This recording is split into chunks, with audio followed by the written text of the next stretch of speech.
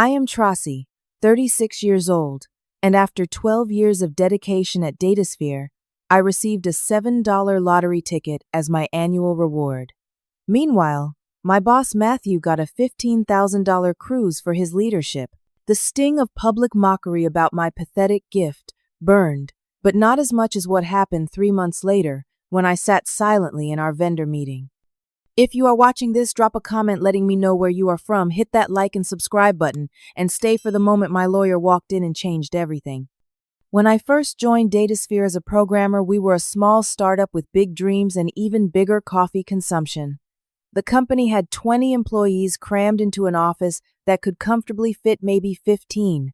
Our desks were practically touching, and the ventilation system made strange noises that we all pretended not to hear. Over the 12 years I worked there, I watched it grow into a mid-sized software firm with over 200 employees and annual revenue in the millions.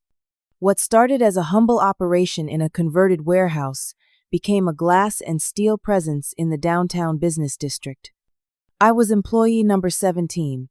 I remember being so excited during my interview, showcasing my freshly minted computer science degree and talking about how I wanted to create software that would change the world. Barbara, the original HR director, told me years later that my enthusiasm was what got me hired. She said I practically glowed when discussing code architecture. That was before Barbara retired and was replaced by Samuel, who seemed more interested in policies than people. My role at Datasphere was lead developer for our data integration systems.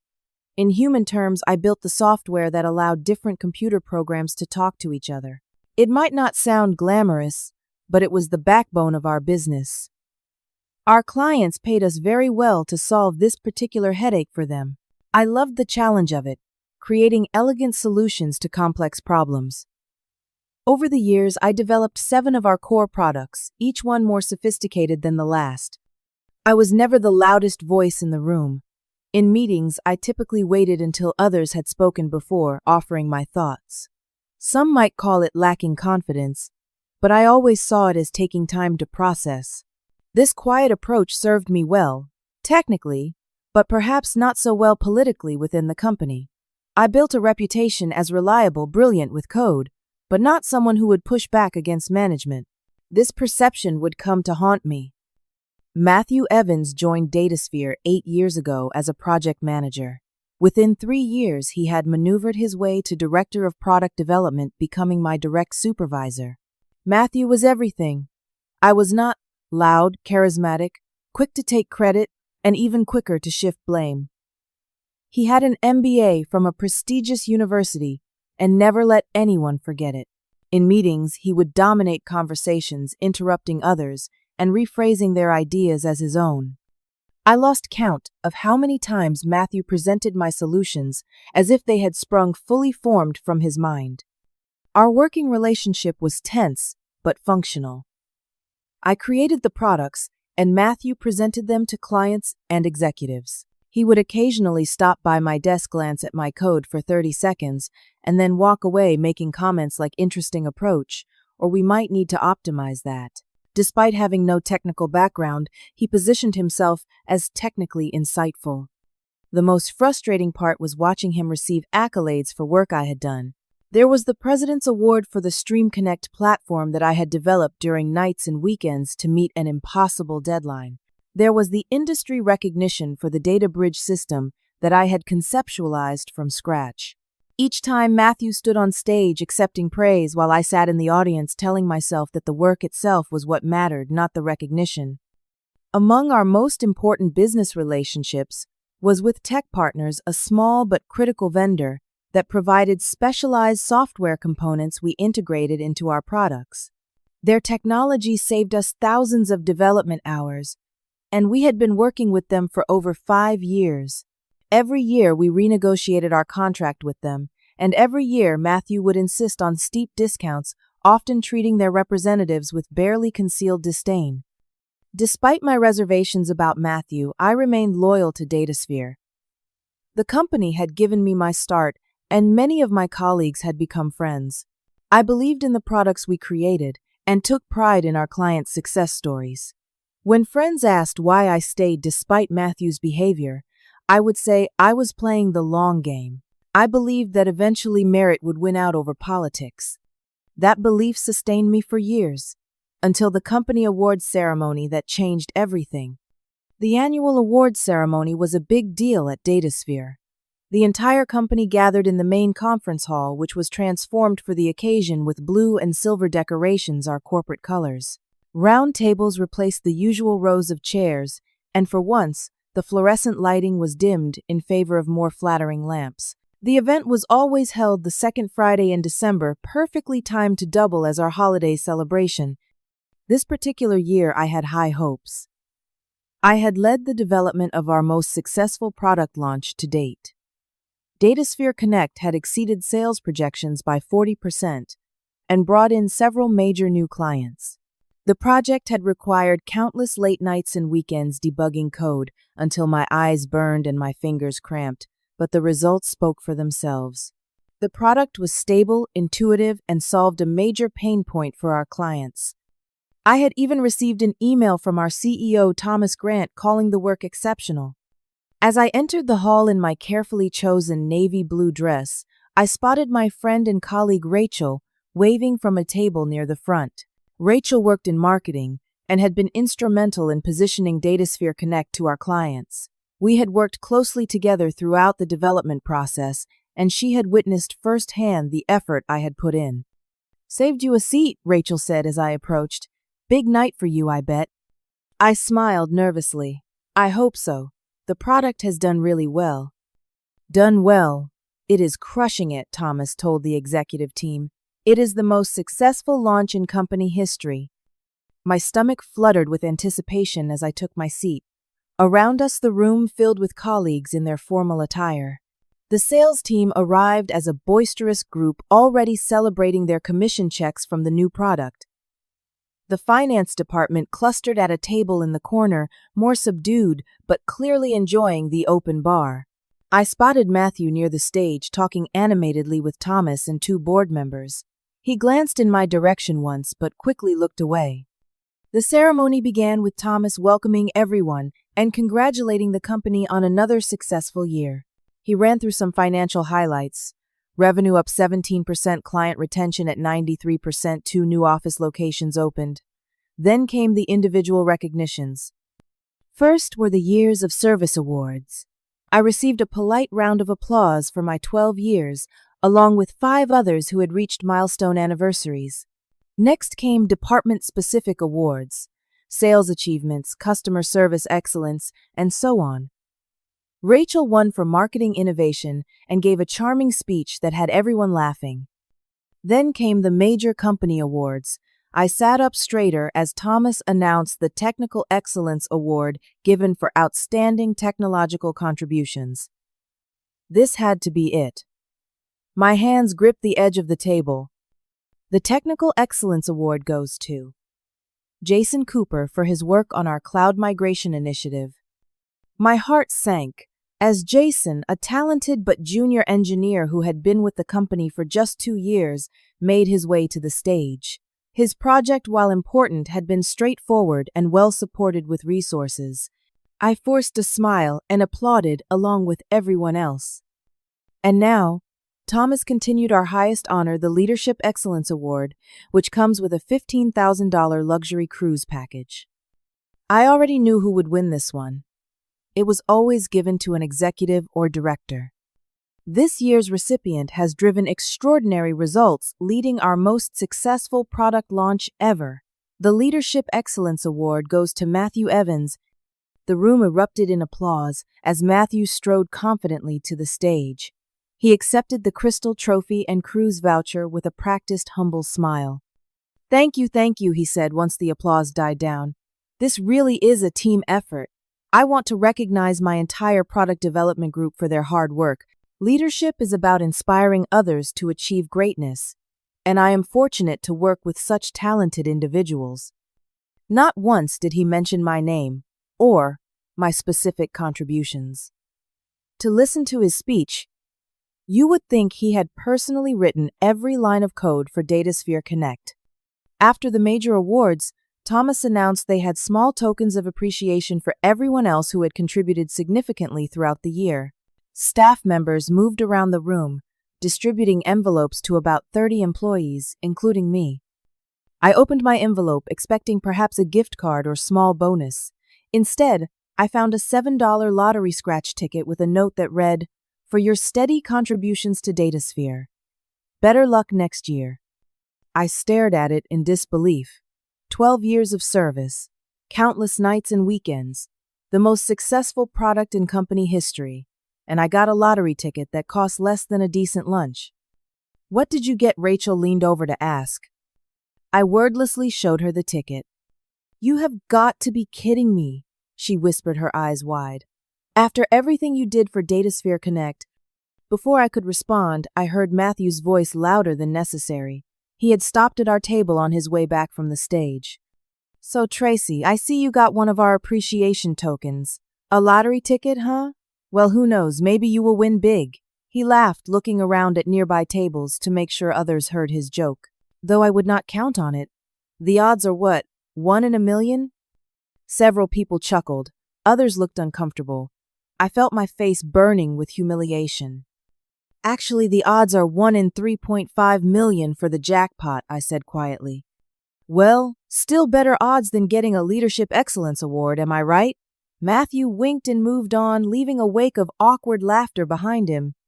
Rachel squeezed my arm. "He is such a jerk. I cannot believe him." I spent the rest of the evening in a daze, making polite conversation and counting the minutes until I could leave without seeming ungrateful. When I finally got home to my empty apartment, I scratched the lottery ticket with trembling hands. No prize, not even a free ticket. Just like my recognition at work, worth nothing. That night, I lay awake replaying every moment of my 12 years at Datasphere. Every late night, every solved problem, every innovation that had made the company millions. And in return, I had received a $7 lottery ticket and public mockery from the man who had built his career on my work. Something broke inside me that night. Something that had been bending for years finally snapped. I just did not know yet what would grow in its place.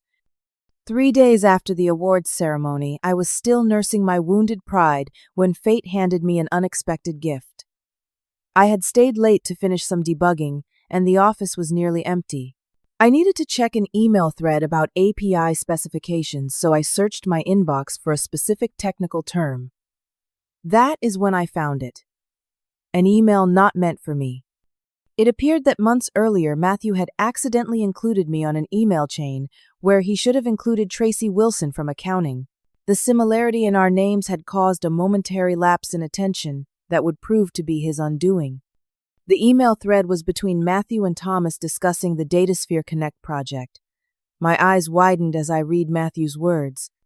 "I have completely revamped Traki's initial concept for the Connect platform. Her approach was too conservative and would never have achieved the market penetration we are seeing. My architectural changes and feature prioritization are what made this product successful." I felt sick. This was a complete fabrication. Matthew had not made a single architectural decision or feature change. In fact, he had pushed back on several of my innovative approaches only to reluctantly agree when I provided extensive evidence they would work.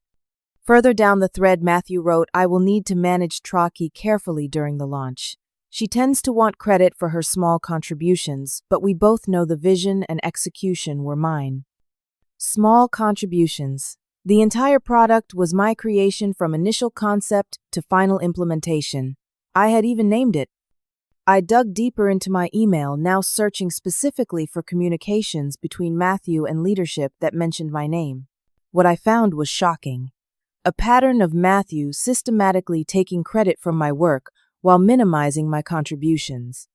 In one email to the board, he referred to me as a competent coder who needs significant guidance. But the most disturbing discovery came when I found a presentation Matthew had given to the executive team just before the awards were decided. He had presented Datasphere Connect as his brainchild, with slides detailing his supposed innovative approach and technical vision. These were not just exaggerations or slight misrepresentations. They were outright lies using my exact language and concepts, but attributing them to himself. The Leadership Excellence Award and $15,000 cruise had been given to Matthew based entirely on work I had done. Work he had not only taken credit for, but had actively prevented me from being recognized for. I leaned back in my chair, my hands shaking with a mixture of rage and disbelief. 12 years of loyalty, and this was how I was repaid. A $7 lottery ticket and systematic theft of my intellectual contributions. But my discoveries did not end there. Once I started looking, other disturbing patterns emerged. I found evidence that Matthew had done the same to other team members. Jason, who had won the Technical Excellence Award, had indeed led the cloud migration, but only after his original approach was rejected by Matthew, who later implemented that very same approach and presented it to leadership as his directive to Jason. I also discovered concerning information about the company's financial situation. Hidden in budget reports and financial projections were indicators that Datasphere was struggling despite its outward success. Customer acquisition costs were rising, and a major competitor was gaining market share. There were even mentions of a potential acquisition by a larger tech firm, though nothing had been announced to employees. Most disturbing of all was what I found regarding our relationship with tech partners. Matthew's interactions with them went beyond the professional tough negotiations I had witnessed. He had been pressuring them for increasingly unreasonable discounts while threatening to develop competing technology in-house, something I knew we did not have the capability to do. In one email to Thomas, Matthew boasted about squeezing every penny out of those tech partners' suckers. But there was something else, something that made my blood run cold. In an email to a friend outside the company, Matthew mentioned receiving a nice little thank you for continuing to do business with tech partners despite other options. The language was vague, but the implication was clear.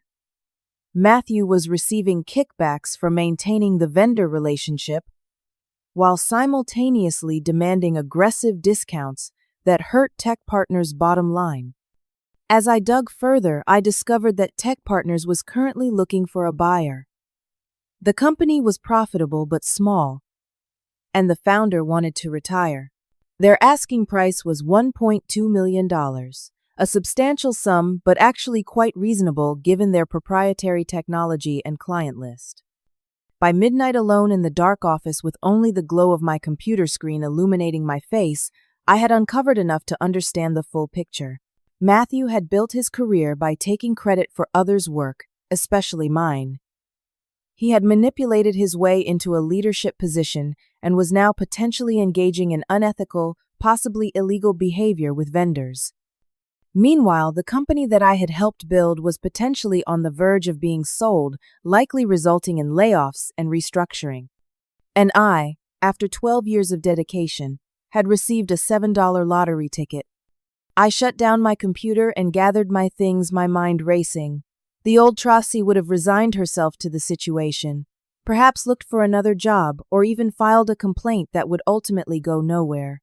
But something had changed in me. The humiliation of the awards ceremony had cracked open a door, and tonight's discoveries had blown it wide open. As I drove home through the empty streets, a plan began to form in my mind. A plan that would require courage. I was not sure I possessed resources I would need to gather, and a level of strategic thinking worthy of a chess master. It would be risky, potentially life-changing, and would require me to become someone I had never been before. But first, I needed legal advice. The following morning, instead of going to work, I called in sick for the first time in 3 years. Then I made another call to a law firm specializing in employment and intellectual property law. By 10 o'clock, I was sitting across from Jessica Roberts, a sharp-eyed attorney with a reputation for taking on corporate giants. "Let me get this straight," Jessica said, after I'd explained my situation. "You have documented evidence that your direct supervisor has systematically taken credit for your work, resulting in him receiving significant financial rewards and you being publicly humiliated." "Yes," I said, sliding across a USB drive containing the emails I had discovered. "Everything is here, including presentations where he used my exact language and claimed my ideas as his own." Jessica took notes as she listened. And you believe there may be improper financial arrangements between him and this vendor Tech Partners. The language is vague but strongly suggestive, I replied. He refers to receiving a nice little thank you for continuing the business relationship despite other options, given how aggressively he negotiates with them while simultaneously ensuring we keep using their products. Something does not add up. Jessica nodded thoughtfully. What is your goal here, Tracy? Do you want to file a workplace complaint sue for damages? What outcome are you looking for? I took a deep breath. This was the moment to commit to the audacious plan that had kept me awake all night. I want to buy Tech Partners. Jessica's eyebrows shot up. That is not what I was expecting. I leaned forward. Tech Partners is up for sale. The asking price is $1.2 million. Their technology is integral to our products, but they are being squeezed by Matthew's aggressive negotiating tactics. If I owned them, I could ensure fair treatment while also protecting my own position at Datasphere. That is a significant amount of money, Jessica pointed out. Do you have access to that kind of capital? I have been saving aggressively for 12 years. I live simply and have invested well. I have about $350,000 in liquid assets. I can potentially borrow $200,000 from family. That still leaves a significant gap, but I have an idea about that too. I told Jessica about Andrew Peterson, a former investor in Datasphere, who had left the board after clashing with Matthew 3 years ago. Andrew had always been supportive of the technical team and had specifically praised my work several times.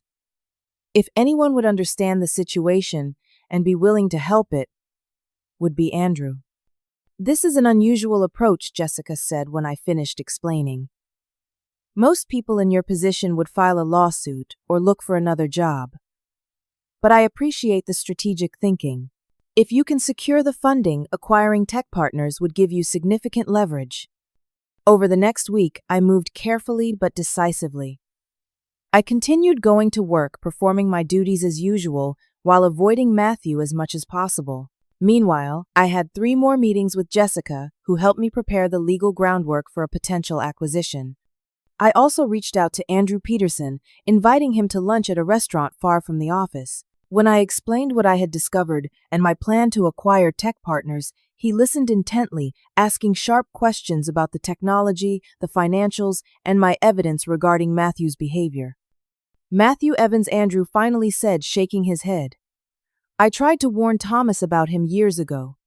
That man is all flash and no substance. I left the board partly because I could not stomach watching him advance while real talents like you were overlooked. Andrew studied me for a moment. You know, when I first knew you, you were brilliant but painfully timid. You would never have considered something this bold. What changed? I thought about the awards ceremony, the lottery ticket, the years of having my work attributed to someone else. I reached my limit, I said simply. Andrew nodded. Well, I am glad you did. This plan of yours is exactly the kind of strategic thinking I wish I saw more of. You are not just addressing a personal slight. You are positioning yourself to add genuine value while correcting an injustice. Then he made an offer that took my breath away. I will contribute $650,000 in exchange for a 30% stake in Tech Partners. You will maintain controlling interest, and I will be a silent partner unless you need my input. Consider it my way of finally doing something about Matthew Evans. With Andrew's commitment, the funding was secured. The next phase was approaching Tech Partners directly. Jessica helped arrange a meeting with their founder, William Carson, presenting me as a potential buyer backed by Andrew Peterson. William was understandably surprised. He knew me only as a developer at Datasphere, but he was intrigued by our offer and our vision for the company's future. Matthew Evans has been making our lives difficult for years, William confided during our second meeting. The discounts he demands are barely sustainable, and his negotiating tactics are borderline abusive. I have been looking to sell partly because I am tired of dealing with him. Over the course of 3 intense weeks, we hammered out the details of the acquisition. The final price was $1.15 million, slightly below, asking with terms that allowed William to stay on as an advisor for 1 year to ensure a smooth transition. The deal included strict confidentiality provisions. No one at Datasphere would know about the change in ownership until we chose to reveal it. As I signed the final papers in Jessica's office with Andrew and William present, I felt a strange mixture of terror and exhilaration. I had just committed nearly every penny I had and taken on significant debt to buy a company I would now be responsible for. But I had also taken the first major step toward reclaiming my power and establishing my true value. "Congratulations," Tracy Jessica said as we shook hands. "You are now the majority owner of Tech Partners." William handed me a small box. Inside was the master key to the Tech Partners office. "It is yours now," he said with a smile. "Take good care of my baby." "I will," I promised, "and I have plans to help it grow even stronger." As I drove home that evening, the weight of the key in my pocket reminded me that there was no turning back. Phase 1 of my plan was complete. Now came the more difficult part: the confrontation. The annual contract negotiation with Tech Partners was scheduled for the following Monday. Matthew always led these meetings, typically browbeating the Tech Partners representatives into submission. This time would be different. This time I would be ready. I spent the weekend preparing with Jessica, rehearsing what would happen and how we would respond to various scenarios. By Sunday night, I felt as ready as I would ever be. I laid out my clothes for the morning, a sharp charcoal suit I had bought specifically for this occasion, and tried to get some sleep. Tomorrow would change everything. Monday morning arrived with an appropriate dramatic flair. Thunder rumbled outside my window as I got dressed in my new suit. The weather matched my mood, charged, powerful, and ready to storm. I arrived at the office early, nodding to the few colleagues already at their desks. Rachel caught my eye and gave me a questioning look. I had been distant in recent weeks, focused on my secret project. I mouthed "tell you later" and continued to my desk. The meeting with Tech Partners was scheduled for 10 o'clock in the main conference room. As the time approached, I watched Matthew stride confidently through the office, stopping to chat with Thomas near the break room. They laughed about something, and Matthew clapped Thomas on the shoulder, the picture of executive camaraderie. If only Thomas knew what I now knew. At 5 minutes to 10, I gathered my laptop and notebook and made my way to the conference room. Matthew was already there, reviewing some notes. He barely glanced up when I entered. "Ah, Traki, I am surprised Thomas wanted you in this meeting. Contract negotiations are usually handled at the executive level." "I have been working directly with their API for 5 years," I replied evenly. "Thomas thought my technical input might be valuable." Matthew smirked. "Well, try not to get too deep into the technical weeds. This is primarily a business discussion about pricing and terms." "I will keep that in mind." Other attendees began filtering in. Thomas arrived, followed by Samuel from HR and Patricia from legal. Then came the regular Tech Partners representatives, or at least that is who Matthew was expecting. Instead, in walked Jessica Roberts in a crisp blue suit, followed by William Carson. Matthew frowned slightly. "William, I thought you were sending your usual sales team." William smiled thinly. "We thought this meeting warranted more senior representation." Thomas stepped forward to shake hands. "William, good to see you again. And this is—" "Jessica Roberts, my lawyer," said smoothly. "Legal counsel for Tech Partners." I could see Matthew's confusion. Tech Partners had never brought legal counsel to these meetings before. This deviation from the script was already making him uncomfortable. Everyone took their seats around the conference table. I positioned myself directly across from Matthew, meeting his eyes briefly before looking down at my notes. Thomas opened the meeting with pleasantries, thanking everyone for attending and emphasizing the importance of the ongoing relationship between our companies. Then, he turned the floor over to Matthew. "As you know," Matthew began confidently, "we have been working with Tech Partners for 5 years now. Your components have been integrated into several of our products. However, with the changing market dynamics and increased competition, we need to discuss some adjustments to our agreement. He pulled up a slide showing pricing trends. Industry standard rates have been declining by approximately 8% year over year. We have data showing that similar components from other vendors are now priced at 20% less than what we are currently paying tech partners. This was a lie. I knew for a fact that comparable technologies were actually priced 15 to 20% higher than what we paid tech partners. Matthew had been using fabricated market data for years to justify his demands for discounts. Therefore, Matthew continued, we are proposing a 15% reduction in license fees for the coming year with a commitment to maintain volumes at current levels. William and Jessica exchanged glances but said nothing. Furthermore, Matthew added, gaining confidence from their silence, we would like to extend payment terms from 30 to 60 days to better align with our cash flow cycles. Again, silence from across the table. Matthew looked slightly thrown by the lack of pushback but pressed on. We value our partnership, of course, and believe these terms are fair given the current market conditions and the volume of business we provide you. Thomas nodded approvingly at Matthew's presentation. Samuel and Patricia remained professionally neutral, though I noticed Patricia making notes, likely identifying potential legal issues with Matthew's approach. Do you have any questions or concerns about our proposal? Matthew finally asked clearly, expecting the usual protest that he would then steamroll. William looked at Jessica, who nodded slightly, then turned to me. This was the cue we had arranged. Actually, William said, before we respond to your proposal, there have been some changes at Tech Partners that you should be aware of.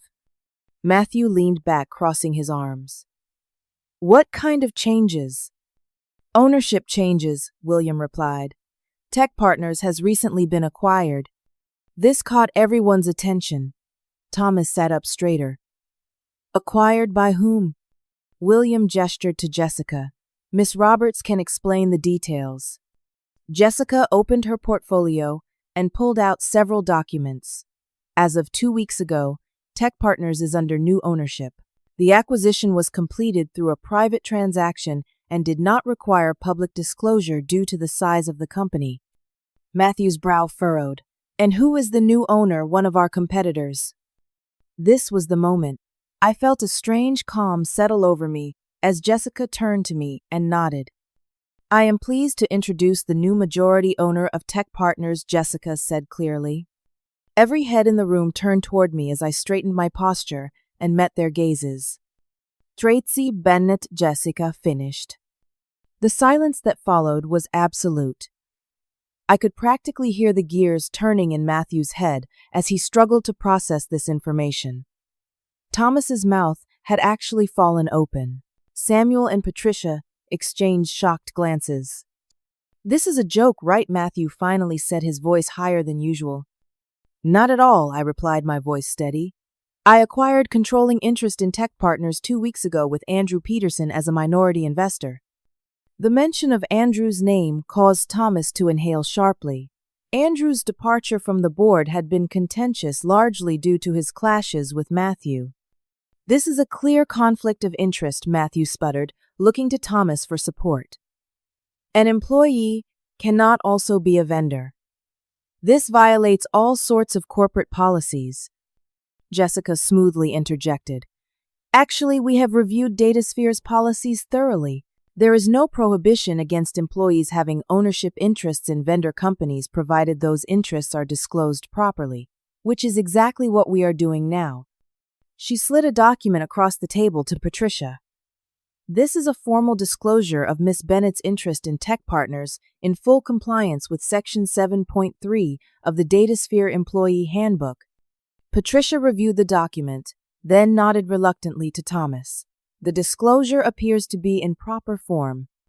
Matthew's face had turned an interesting shade of red. This is still inappropriate.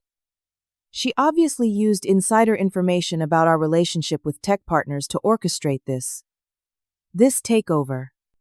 On the contrary, Jessica countered.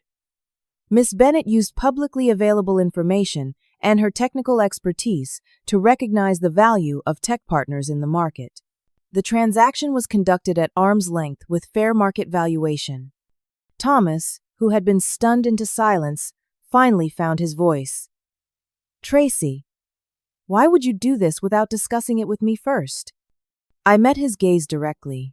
For the same reason I received a $7 lottery ticket as recognition for developing Datasphere Connect, while Matthew received a $15,000 cruise for presenting my work as his own.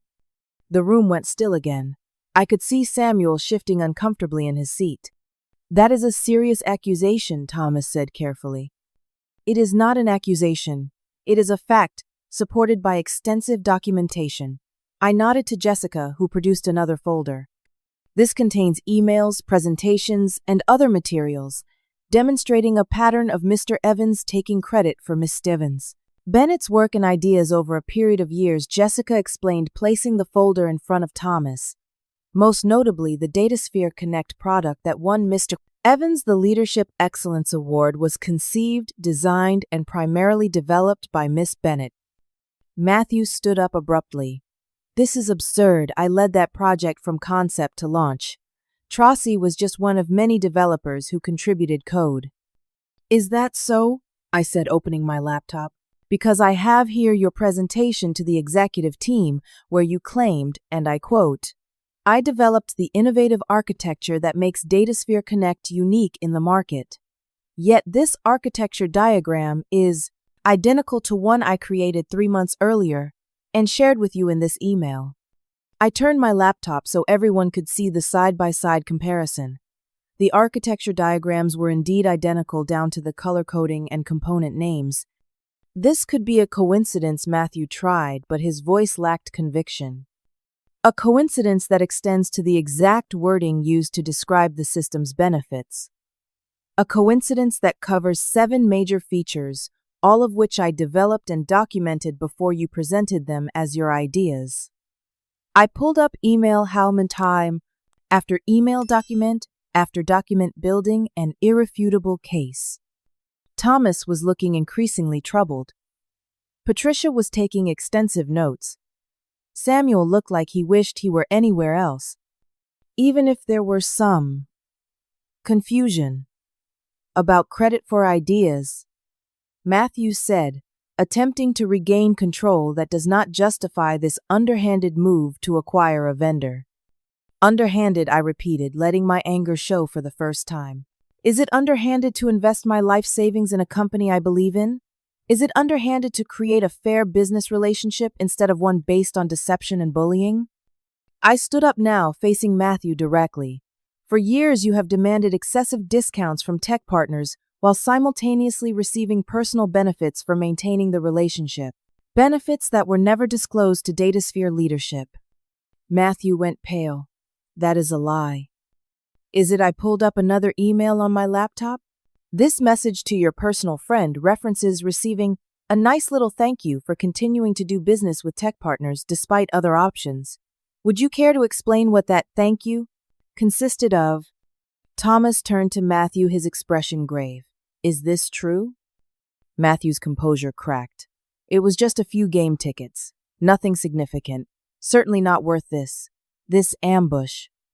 "So you admit to receiving undisclosed gifts from a vendor while negotiating contracts on behalf of Datasphere?" Jessica asked pointedly. Matthew looked trapped. He turned to Thomas.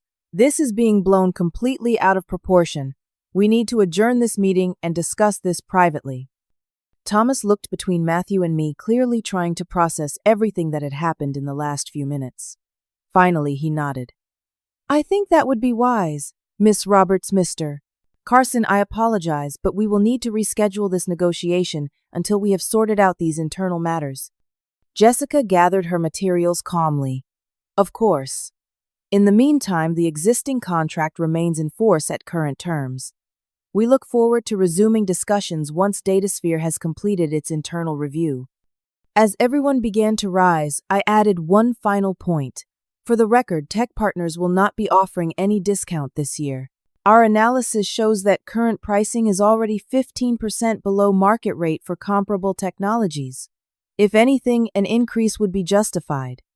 Matthew glared at me with naked hatred before storming out of the room. Thomas lingered, approaching me after the others had filed out. "Traki," he said quietly. "I had no idea about any of this." "I know," I replied. "That is why I brought it to light the way I did." Normal channels would have been blocked by Matthew, as they have been for years. Thomas sighed heavily. "We will need to discuss this further. All of it. The allegations about Matthew, your acquisition of tech partners, the future of our business relationship. I am ready whenever you are," I said confidently. "I have nothing to hide." As I watched Thomas leave, I felt a mix of emotions. Vindication, certainly, but also sadness that it had come to this. I had wanted recognition and fair treatment, not a corporate showdown. But Matthew had left me no choice, and now the truth was finally exposed. Jessica approached and put a hand on my shoulder. "You did well. Very well. Not many people could have maintained that level of composure." "What happens now?" I asked. "Now," she said with a small smile, "we wait for the aftershocks. And there will be many." The fallout was swift and decisive. By that afternoon, Matthew had been placed on administrative leave pending an internal investigation. Thomas called me into his office where Patricia from legal and a member of the board were already waiting. For the next 3 hours, I walked them through everything I had discovered: the stolen credit, the manipulation of vendor relationships, the potential kickbacks. I provided copies of all my evidence, answered their questions honestly, and explained my decision to acquire tech partners.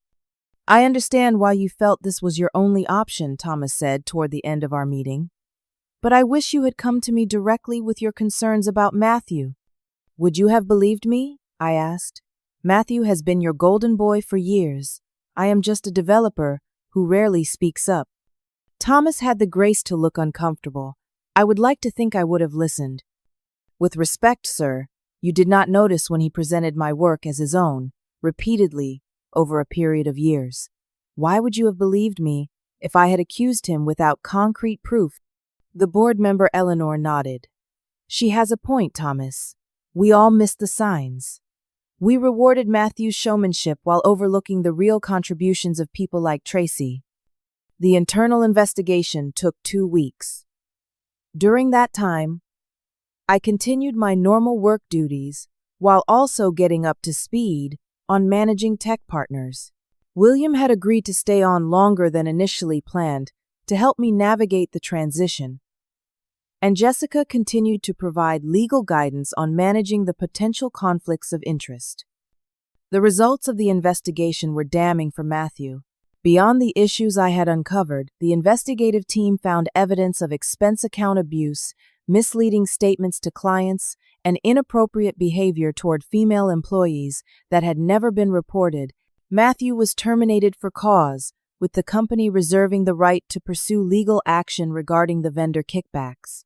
Thomas called an all-hands meeting to address the situation. Without naming specific individuals, he acknowledged that there had been serious ethical breaches by a senior leader that had now been addressed. He also announced a new company initiative focused on recognizing and rewarding contributions fairly with transparent criteria and processes. After the meeting, Thomas asked me to stay behind. "We owe you an apology, Tracy. The Leadership Excellence Award for Datasphere Connect should have been yours." "Thank you for acknowledging that," I said. "We would like to make it right. The board has approved a special recognition bonus of $20,000 along with a formal acknowledgement of your role as the primary creator of Datasphere Connect." I appreciated the gesture, but it was not why I had taken action. I accept the acknowledgement of my work. As for the bonus, I would prefer if it were divided among the other team members who contributed to the project but were also overlooked. Thomas looked surprised, then nodded. "That is very generous. We will make it happen." In the weeks that followed, my relationship with Datasphere evolved significantly. After extensive discussions with Thomas, the board and legal counsel on both sides, we established a framework for managing the potential conflicts of interest. I would continue my role as a technical lead, but would recuse myself from any decisions regarding vendor selection or contracts. Tech partners would be managed day to day by William, and a new COO we hired with my input, limited to strategic direction. We negotiated a fair contract between Datasphere and tech partners, no excessive discounts but also no premium pricing. The relationship would be based on mutual benefit and transparent terms. Word of what had happened spread through the company, as such things inevitably do. My colleagues' reactions varied widely. Some were openly supportive, congratulating me on my bold move and sharing their own stories of frustration with Matthew. Others were more reserved, perhaps wondering if I had crossed an ethical line or fearing what other changes might come. Rachel was my strongest supporter. "It is about time someone stood up to that bully," she said over lunch, the week after Matthew's departure. "And buying tech partners? Absolutely brilliant. I would never have expected it from you." I surprised myself, I admitted. "Well, keep surprising yourself. It looks good on you." The most meaningful change was in how I saw myself. For years, I had accepted the role of the quiet, reliable programmer who worked in the background while others took the spotlight. I had told myself that the work itself mattered, not the recognition. But I now understood that accepting unfair treatment had not been humility. It had been a form of self-betrayal. I began speaking up more in meetings, confidently presenting my ideas and ensuring my contributions were acknowledged. I mentored junior developers, especially women, encouraging them to advocate for themselves and document their work. I joined the newly formed Recognition Committee, helping establish criteria for awards and promotions that focused on actual contributions rather than self-promotion. Outside of work, I dedicated time to learning how to be an effective business owner. I took courses in finance and management, joined business owner networks, and spent time each week at the tech partner's office getting to know my employees and understanding their needs and challenges. The company began to thrive under its new structure. Without the pressure of Matthew's unreasonable discount, demands the team could focus on innovation and quality. We launched 2 new product features within 6 months and began exploring new market segments. Andrew Peterson proved to be a valuable mentor in my journey as a business owner. "You have a natural talent for this," he told me, after our first quarterly review. "You see both the technical details and the big picture, which is rare." Not everything was smooth sailing. There were tough decisions to make, difficult conversations to have, and moments of doubt. Managing people was very different from managing code, and I made mistakes along the way. But unlike my old self, I did not let those mistakes define me or cause me to retreat. I acknowledged them, learned from them, and moved forward. By the 6-month mark after the confrontation, both aspects of my professional life were flourishing. At Datasphere, I had been promoted to Director of Technical Innovation, a newly created role that recognized my expertise without creating conflicts with my ownership of tech partners. At Tech Partners, revenue had increased by 12%, and employee satisfaction scores were at an all-time high. The $7 lottery ticket that had once symbolized my undervaluation now sat framed on my office wall, a reminder of the moment when I had finally decided that enough was enough. Beside it hung a quote that had become my personal mantra: "Your value does not decrease based on someone's inability to see your worth." The journey had been challenging and at times painful, but as I look back on the changes of the past 6 months, I knew I would not trade them for anything. By standing up for myself, I had not only reclaimed my professional dignity, but had also discovered strengths and capabilities I never knew I possessed. And that was worth far more than any award or cruise package. 1 year after the confrontation that changed everything, I stood in front of the mirror adjusting my blazer before heading to Datasphere's annual awards ceremony. So much had changed since that night when I had received a $7 lottery ticket while Matthew celebrated his stolen victory. Datasphere itself had transformed. Thomas had taken the lessons from the Matthew incident to heart, implementing structural changes to ensure fair recognition and prevent similar ethical breaches. The toxic culture that had allowed someone like Matthew to thrive had been gradually replaced with one that valued substance over style, results over self-promotion. Tech Partners had exceeded all expectations under my leadership with a 40% growth in revenue and expansion into new markets. We had doubled our engineering team and moved to larger offices. William had officially retired 6 months earlier, sending me a bottle of champagne with a note that read, "You did better than I ever could have. Thank you for taking care of my baby." Andrew and I had developed a strong business partnership based on mutual respect. His experience complemented my technical expertise, and together we had positioned Tech Partners as an industry leader. What had begun as an act of self-defense had blossomed into a thriving business that created value for clients and opportunities for employees. The healing process had not been instant. For months after the confrontation, I struggled with lingering anger about the years of having my work attributed to someone else. I would lie awake at night mentally cataloging all the projects, ideas, and innovations that Matthew had claimed as his own. The sense of injustice was hard to shake even after he was gone. Jessica, who had become a friend as well as my attorney, helped me process these feelings. "What you are experiencing is normal," she assured me. Over coffee one Saturday, "You cannot erase years of mistreatment overnight. Give yourself permission to be angry, but do not let it consume you." Gradually, I learned to channel that anger into positive change. Instead of dwelling on past injustices, I focused on creating environments at both Datasphere and Tech Partners where everyone's contributions were recognized and valued. I established mentorship programs specifically designed to support quiet contributors who might otherwise be overlooked. My relationship with Thomas had evolved into one of genuine mutual respect. After the initial shock wore off, he had become one of my strongest advocates, both within Datasphere and in the broader business community. "Tracy represents the kind of leadership we need more of," he said in an industry panel we both participated in. "Technical excellence combined with ethical backbone and strategic vision." My personal life had blossomed alongside my professional success. The confidence I had gained spilled over into all areas of my life. I took up rock climbing, something I had always wanted to try, but had never found the courage for. I reconnected with old friends I had lost touch with during the years when work consumed everything. I even started dating again after a long period of being too busy and too doubtful of my own worth to put myself out there. Adam, whom I had met at a technology conference, was refreshingly different from anyone I had dated before. A user experience designer with a background in psychology, he valued substance over surface and genuinely admired my technical knowledge rather than being intimidated by it. Our relationship was still new, but it felt right in a way none of my previous relationships had.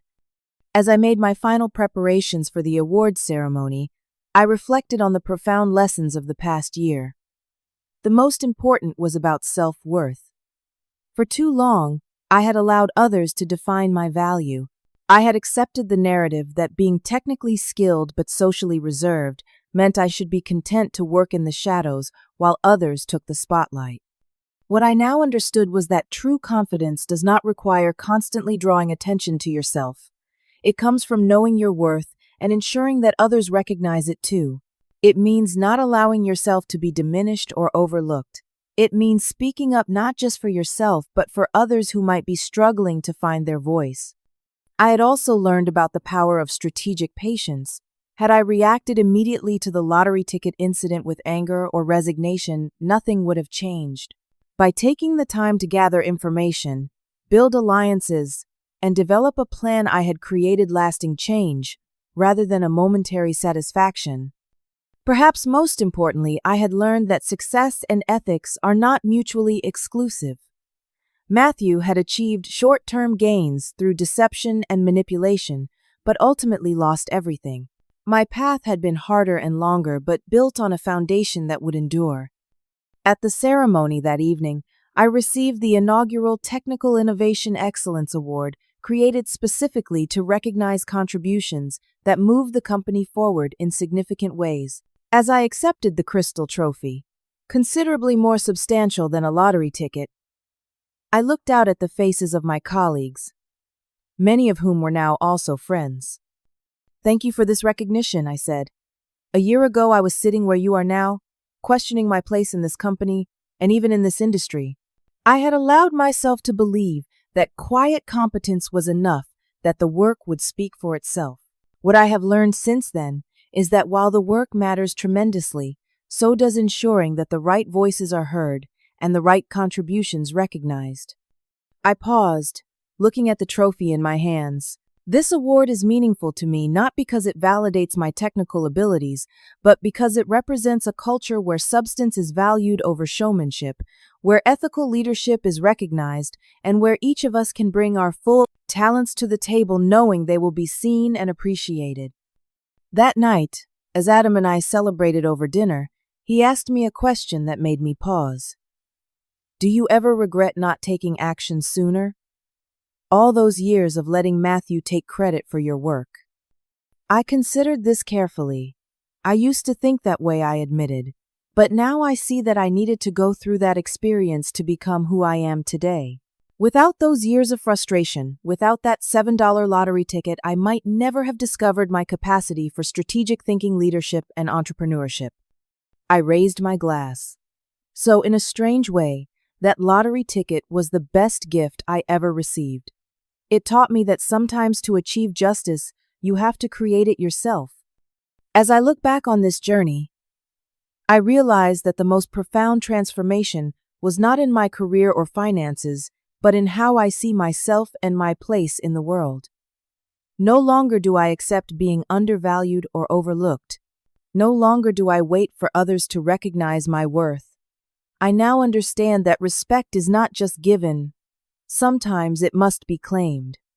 If you are watching this and feel that your contributions are being overlooked or that someone else is taking credit for your work, remember your value does not diminish based on someone's inability to see it, but it is up to you to ensure that it is seen. Document your work. Speak up when necessary. And if traditional paths to recognition are blocked, be creative and bold in forging new ones. Has someone ever taken credit for your work or ideas? How did you handle it? I would love to hear your stories in the comments below.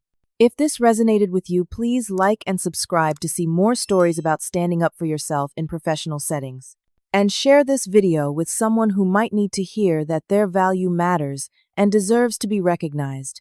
Thank you for listening to my story. And remember, sometimes the smallest slight can lead to the biggest transformation.